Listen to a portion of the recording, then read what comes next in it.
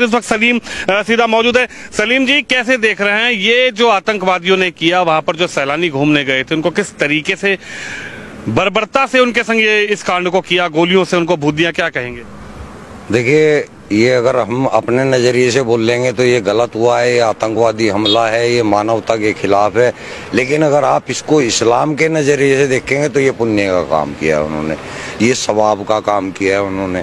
ये कुरान के स्क्रिप्चर सूरह तौबा की जो 5 आयत है उसके अंदर सेम टू सेम यही प्रक्रिया लिखी है कि काफिरों को जहां पाओ वहां देखो, उनको मारो, घात लगा करके उनको मारो। इन्होंने भी तो वही किया, घात लगा के मारा, बाकायदा उसकी रेकी हुई है।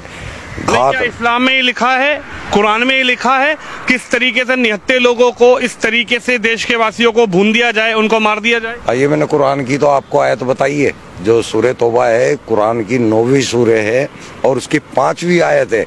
वहां पे ये लिखा हुआ है, सेम इसी तरह बर्बर तरीके से मारने का लिखा हुआ है। सेम ये लिखा हुआ है कि उनको मारो, जब तक मारो जब तक कि वो ला इलाहा इल्लल्लाह कलमा ना पढ़ ले या जजिया देना कबूल ना कर ले, तब तक मारो। यानी कि पूरे हिंदुस्तान के हिंदुओं का यही हसर होना है इस्लाम के अनुसार। इस्लाम के अंदर अल तकिया नाम की चीज होती है, आपने सुना होगा अल तकिया।